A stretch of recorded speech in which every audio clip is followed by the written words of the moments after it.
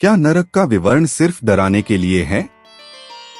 नरक का विचार भारतीय धार्मिक परंपरा और पुराणों में अत्यंत प्रमुख रहा है। जब भी धर्म, अधर्म, पुण्य और पाप की बात आती है तो नरक का उल्लेख स्वाभाविक रूप से होने लगता है। अनेक लोगों के मन में यह प्रश्न उठता है कि क्या नरक की अवधारणा केवल भय पैदा करने के लिए बनाई गई है? क्या यह केवल धार्मिक अनुशासन बनाए रखने का एक साधन है या फिर इसके पीछे कोई गहरा दार्शनिक और आध्यात्मिक सत्य छिपा है? पुराणों, विशेष रूप से गरुड़ पुराण, विष्णु पुराण, पद्म पुराण और भागवत पुराण में नरक का अत्यंत विस्तृत वर्णन मिलता है। इन ग्रंथों में कहा गया है कि मनुष्य जब अपने जीवन में पाप करता है, चाहे वह हत्या हो, चोरी हो, धोखा हो या व्यभिचार हो, तो मृत्यु के बाद उसकी आत्मा यमलोक ले जाई जाती है, जहां चित्रगुप्त उसके कर्मों का लेखा जोखा प्रस्तुत करते हैं। उसके अनुसार यमराज उसे विभिन्न नरकों में भेजते हैं, जहां वह अपने पापों का फल भुगतता है। इन नरकों की संख्या 28 से लेकर 84 लाख तक कही गई है और इनमें की जाने वाली यातनाएं अत्यंत भयावह और दर्दनाक बताई गई हैं। उबलते तेल में डाला जाना, अग्नि में जलाया जाना, लोहे के कांटों से शरीर को बेधना, भूखे श्वानों से कटवाना, इस प्रकार की नारकीय यातनाओं का वर्णन न केवल शरीर को कंपा देता है बल्कि आत्मा को भी विचलित कर देता है। अब प्रश्न उठता है कि क्या यह सब सच है या केवल प्रतीकात्मक है? क्या वास्तव में मृत्यु के बाद कोई ऐसी व्यवस्था है जहां आत्मा को दंड दिया जाता है, या यह सब केवल डराने के लिए कहा गया ताकि समाज में लोग नैतिकता का पालन करें? कुछ विद्वान मानते हैं कि नरक का वर्णन प्रतीकात्मक है। उनका कहना है कि जिस प्रकार स्वर्ग को आनंद और शांति का प्रतीक माना जाता है, वैसे ही नरक मानसिक और आध्यात्मिक कष्टों का प्रतीक है। जब व्यक्ति किसी पाप के बोझ से ग्रस्त होता है तो वह मनोवैज्ञानिक रूप से इतना पीड़ित हो जाता है कि वह अपने ही जीवन में नरक जैसा अनुभव करने लगता है। इस विचारधारा के अनुसार नरक बाहरी स्थान नहीं बल्कि आंतरिक स्थिति है, एक ऐसी अवस्था जहां व्यक्ति को अपने ही कर्मों की पीड़ा भोगनी पड़ती है। लेकिन यदि हम इसे केवल मनोवैज्ञानिक या प्रतीकात्मक मान लें तो धार्मिक ग्रंथों में इसका इतना विस्तार क्यों किया गया? क्यों हर पाप के लिए अलग अलग नरक का वर्णन हुआ है? इसका उत्तर शायद धार्मिक शास्त्रों के उद्देश्य में छिपा है। हिंदू धर्म में कर्म और पुनर्जन्म की अवधारणा अत्यंत महत्वपूर्ण है। यहाँ हर कर्म का फल अवश्य मिलता है, चाहे वह इस जन्म में हो या अगले में।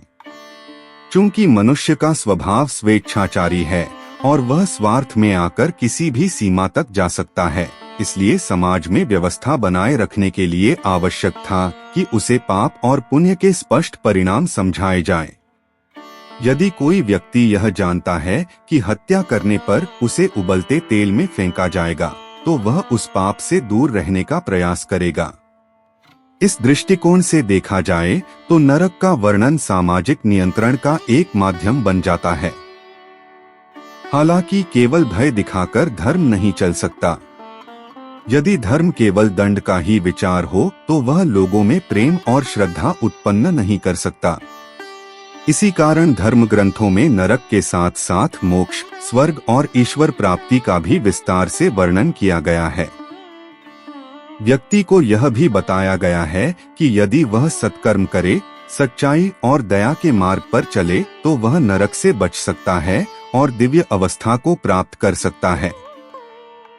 गरुड़ पुराण में जहां एक ओर भयावह नरकों का वर्णन है, वहीं दूसरी ओर यह भी बताया गया है कि भगवान विष्णु की भक्ति, दान, सत्य बोलना, माता पिता की सेवा और धर्माचरण से व्यक्ति नरक से मुक्त हो सकता है।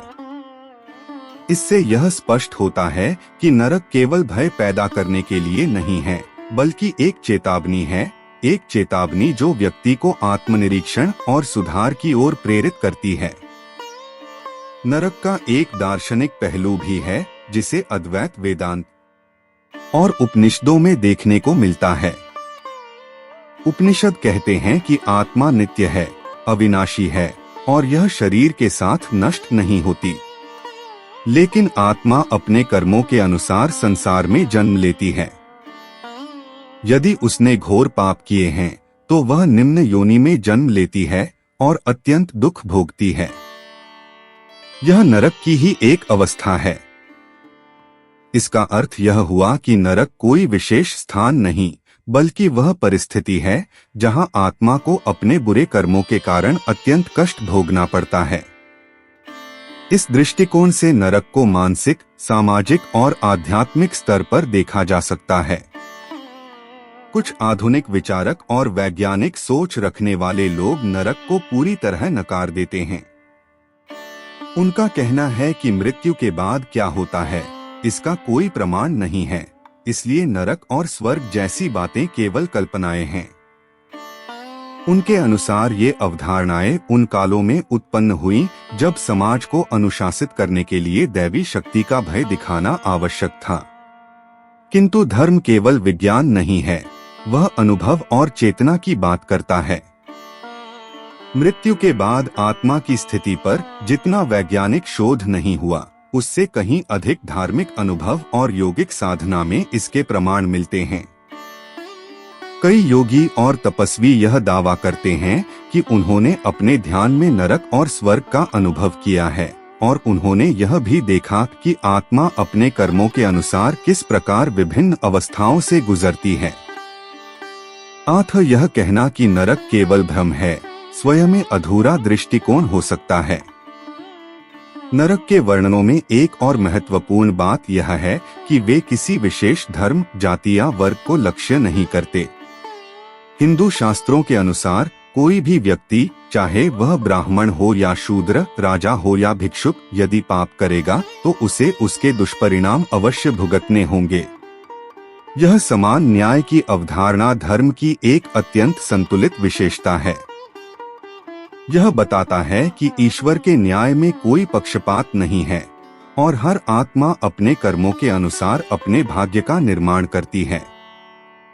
इसके साथ ही यह भी ध्यान देने योग्य बात है कि नरक का भय कभी स्थायी समाधान नहीं होता। यदि किसी को केवल दंड के डर से धर्म की ओर ले जाया जाए तो वह अस्थायी और सतही धार्मिकता होगी। धर्म का उद्देश्य भय नहीं, बल्कि प्रेम, करुणा और आत्मबोध होना चाहिए। इसलिए संतों और महापुरुषों ने यह भी बताया है कि यदि व्यक्ति सत्य की खोज में है और वह अपने जीवन को सद्गुणों से भरता है तो उसे नरक से डरने की आवश्यकता नहीं है। वह अपने कर्मों के द्वारा ही अपने लिए स्वर्ग या नरक का निर्माण करता है। इस समस्त चर्चा से यह स्पष्ट होता है कि नरक का विवरण केवल डराने के लिए नहीं है। यह एक चेतावनी है, एक मार्गदर्शन है और एक गहन आध्यात्मिक संदेश भी। यह व्यक्ति को यह बताने का प्रयास है कि जीवन में किए गए प्रत्येक कर्म का परिणाम अवश्य होता है और यह परिणाम केवल बाह्य नहीं बल्कि आंतरिक भी होता है। यदि हम अपने कर्मों के प्रति सचेत रहें तो हम नरक जैसी किसी भी अवस्था से बच सकते हैं, चाहे वह मृत्यु के बाद हो या जीवन के बीच में। धर्म का उद्देश्य व्यक्ति को भयभीत करना नहीं, बल्कि उसे सजग और जागरूक बनाना है। नरक के विवरण इसी उद्देश्य की पूर्ति करते हैं।